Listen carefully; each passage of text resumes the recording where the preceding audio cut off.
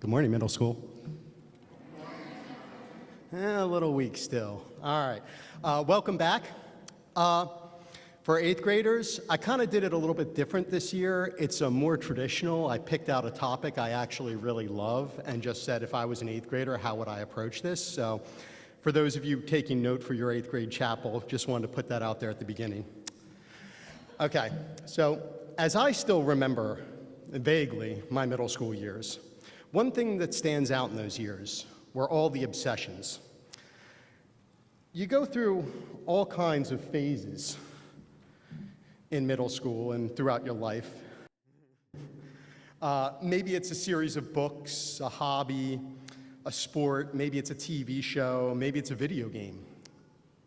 No, my chapel is not about obsession, but I wanted to start with this for a few reasons. First, to make sure you know that we adults have obsessions too. Second, because I'm not just obsessed with this topic, but I'm obsessed with the knowledge it takes to even understand the reason for this topic's existence. And lastly, so that I warn you that the topic I'm about to present to you is more than a personal obsession. It wraps many decades of my personal obsessions together in a nice, neat technological package called Bitcoin. So, what is Bitcoin? Can anyone tell me? Oh, excellent, in the back there. The future of money, excellent. That's a good, so the answer I was actually looking for is the most recognizable cryptocurrency. And it's a combination of the two words, cryptography and currency. Cryptography is an easy concept. It's the science of how to encode and decode information so other people can't see it. The most basic example being something like a secret decoder ring, where you map the letters of the alphabet to 24 numbers. And instead of using regular letters, you use the numbers so anyone that finds the message can't read it. Only your friend with another secret decoder ring can. Raise your hand if you think you can provide an accurate definition of currency. That's kind of what I thought. So currency, from Wikipedia, in the most specific use of the word, refers to money in any form when in actual use or circulation as a medium of exchange.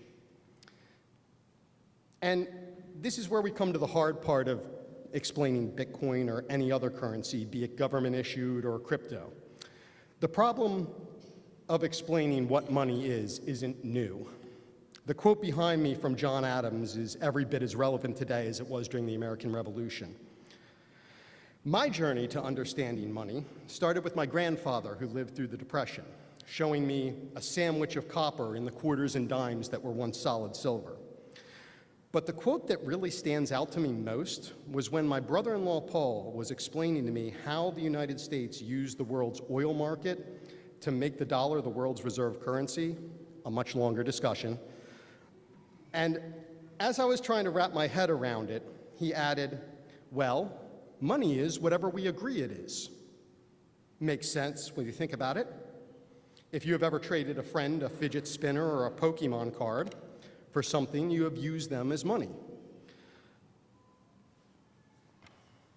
But a fidget spinner may not have the same value to me as it does to you. So while we have used them as money in this exchange, what we are really doing is something called bartering, trading something you want for something I want. So what would make something recognized as money? Once again, I'll consult Wikipedia. Money is any item or verifiable record that is generally accepted as payment for goods and services and repayment of debts in a particular country or socioeconomic context. The main functions of money are distinguished as a medium of exchange, a unit of account, a store of value, and sometimes a standard of deferred payment, i.e. a loan. Any item or record or verifiable record that fulfills these functions can be considered money. When you really think about it, money is one of the oldest forms of technology we have, and yet we give it very little attention and don't think of it that way. There are reasons for that, but once again, whole nother chapel. So let's start with a basic history lesson about money. When we were tribal creatures, the currency wasn't barter, like most people think. It was actually something called reciprocity. When we think about barter, we think about something like how many chickens is a cow worth. But reciprocity is different. You give what you can to someone knowing that at some point they will return the favor. Ever help your mom with chores so she could take you over to a friend's house?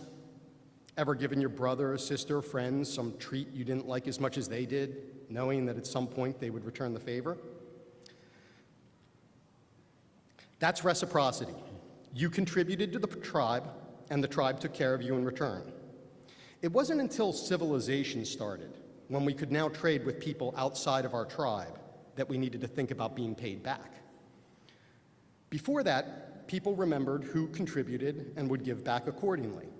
So money actually started as a social expression of the value a person brought to their community.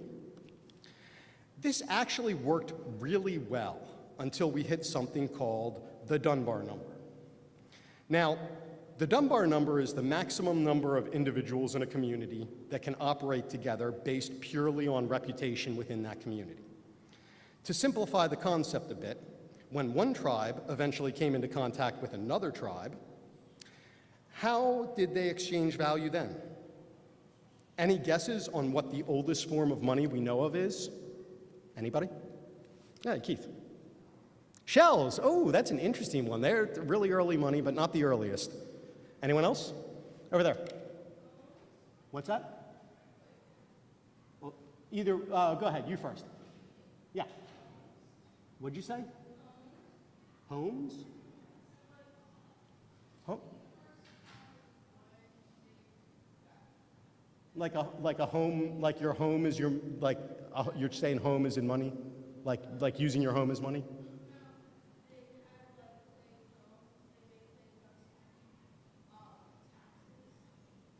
Oh, okay. Well, I get what you're saying, but that's not like the actual what money is. Did you have a different idea? That's it.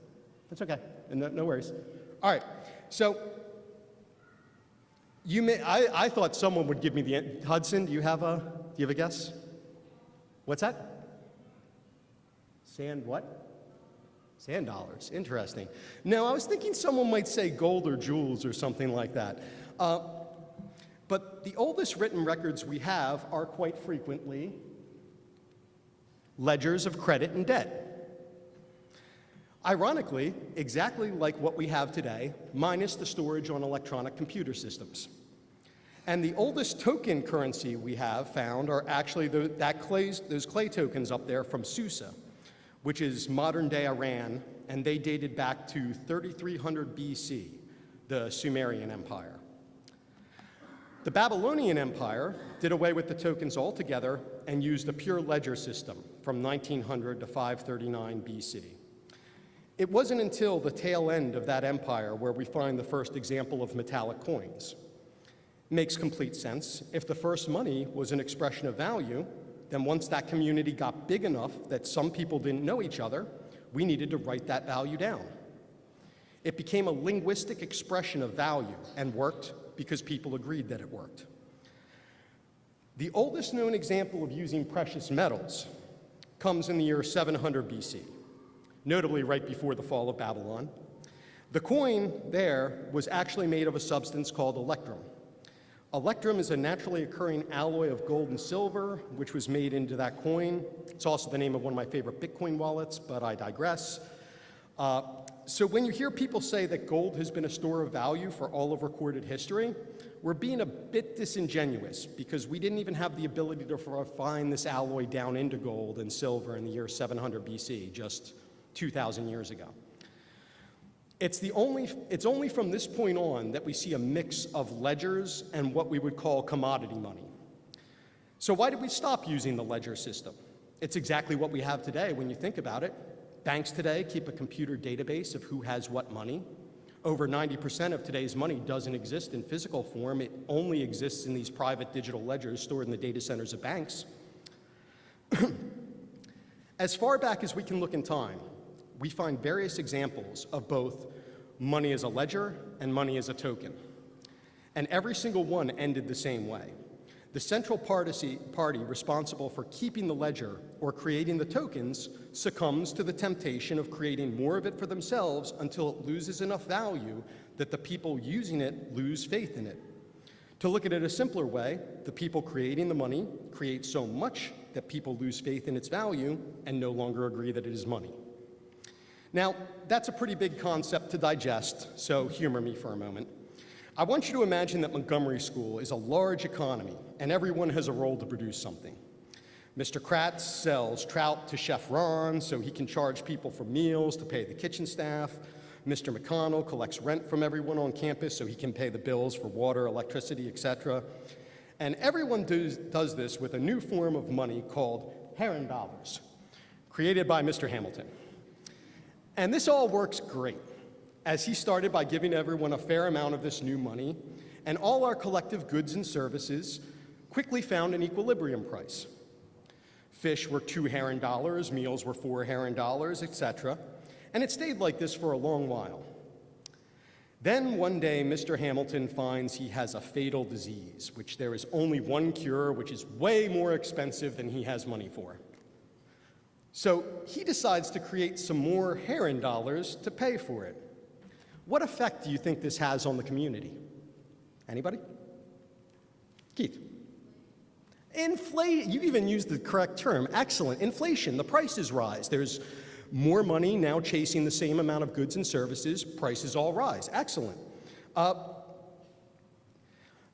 And it's also effectively me taxing you without your knowledge or consent as well, because you don't even know I made that up until the price goes up. So back to the history lesson. A few hundred years after the fall of Babylon, a Greek philosopher by the name of Aristotle picked up on the fact that most successful businessmen used precious metals. They became a commodity that was so useful, you could use that commodity in place of money. The party that receives it as payment would have no problem exchanging it for something they wanted. The Greeks at the time did use barter as the primary means of trade, and it did not go unnoticed by Aristotle that these metals, especially gold, were used by the wealthiest. Aristotle defined the benefit precious metals conveyed to the traders using them, and came up with the criteria you will see used over and over again to explain what made precious metals the perfect choice for money for the next 2,000 years. His criteria were: durable. Money must stand the test of time and elements. It must not fade, corrode, or change throughout its useful life. Portable. Money must convey a high value relative to weight and size. Divisible. Money should be relatively easy to separate and recombine without affecting its fundamental characteristics or its value. Fungible. A functional form of money is exchangeable for a like denomination without concern for recovery of the original asset or token. Intrinsic value. The value of money should be independent of any other object and useful as an inherent value contained in the money itself. What made this new commodity money better than the systems of the past, in my opinion, was that it removed the counterparty risk. The risk that someone like Mr. Hamilton would devalue the currency by creating more of it. And it did that through decentralization. Instead of needing to get their tokens or ledger entries from one specific person or group, a person could now just trade for or mine gold from anywhere or anyone that had it, no permission needed. The most successful empires from that point on were all built with this new commodity money. Rome had the denarius, 4.5 grams of silver. Britain had the pound sterling, literally a pound of sterling silver. And the USA had a bimetallic standard, where dollar coins had a fixed amount of silver or gold in them, and bills could be exchanged at any bank for those coins. Notice the difference in the wording on this dollar compared to the ones you've carried around. See that in gold coin payable to the bearer on demand? You can't redeem a dollar or a pound for silver or gold today. This created an ebb and flow that persisted to the modern era. A piece of paper representing gold or silver was still way more convenient than carrying around heavy metal. So institutions and governments would back their tokens and ledgers with metal. Over time, they would get a reputation for always delivering on that promise. Most recently, why the phrase "as good as gold" used to be applied to the US dollar. This would grant the issuing party an enormous amount of power, and that issuing party would eventually succumb to the temptation to create more until trust was gone and people flowed back into the decentralized commodity money of gold and silver. However, we hit a snag in the modern era as it relates to technology. Once people could transact with each other globally through the newfound power of the internet, gold and silver for the first time in history became significantly more cumbersome than their institutional equivalent. Shipping gold or silver to pay for something ordered online creates way more additional work than letting your bank move numbers around in their global databases. In effect, creating a situation where going back to commodity money was no longer feasible. Has anyone in this room ever seen someone pay for something in gold? Ever? Have you? Oh, I was gonna say, I was like, wow. So, only governments and international banks with their internal ledgers were capable of transferring money electronically across these borders. During the height of the global financial crisis in 2008, a person going by the name Satoshi Nakamoto began writing in an obscure forum filled with amateur programmers and cryptographers. Now, this group was very like-minded in the sense that all of them found our biggest modern problem to be that we did not have an electronic equivalent of gold, something that could be passed from person to person, but could not be copied, changed, or censored. There were two major computing hurdles to this, and both were considered unsolvable problems. The first was the double spend problem, or how can I have a piece of data that can't be copied infinitely once I send it to someone else? The second was known as the Byzantine generals problem, which is way more complicated, but it has to deal with how to establish trust through a medium that is essentially untrustworthy. Satoshi Nakamoto floated the idea of using an open database secured with cryptography to this forum, and the idea of Bitcoin was born. For those interested, those forums are preserved to this day, and you can read the original conversations, see who contributed what, and see when and why each and every change was made.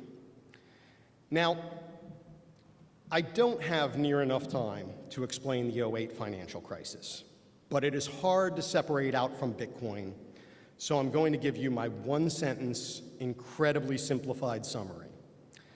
Global megabanks lent way too much money to people and institutions incapable of paying and would have gone broke, except their database holding everyone's money was so necessary to the global economy as a whole, we had to create money to pay off their debts for them with the promise of making stricter rules in the future.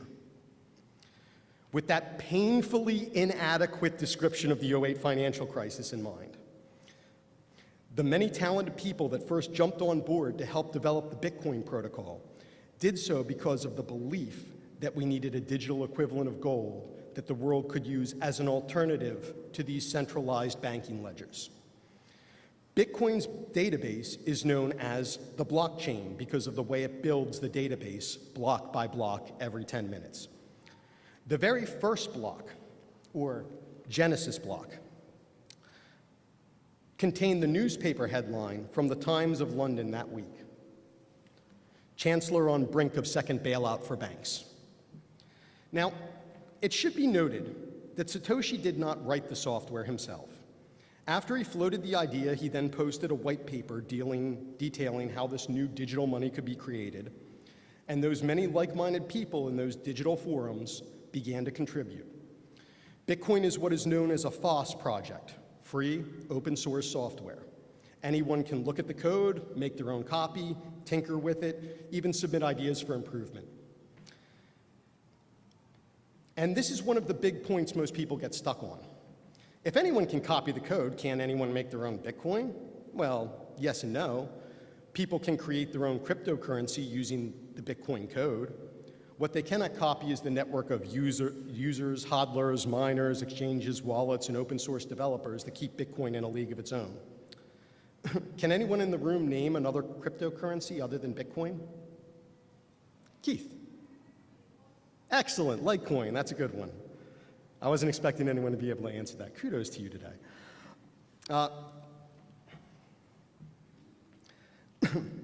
But for the older people in the audience, I want to give my theory on why this new type of money created out of nothing has value.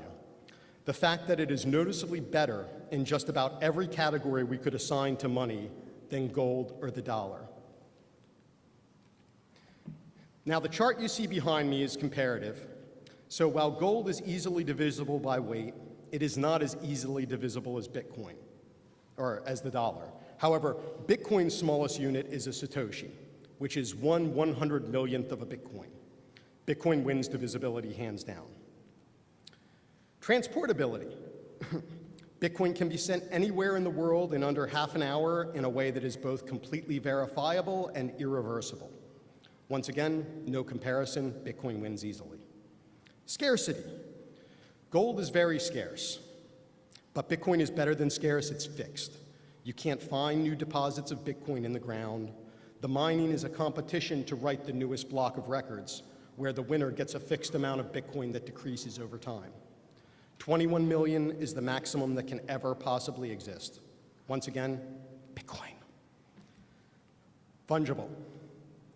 This is the one category gold still wins for the time being. Fungible means that every ounce of gold is exactly like every other ounce, and you don't care what ounce you get.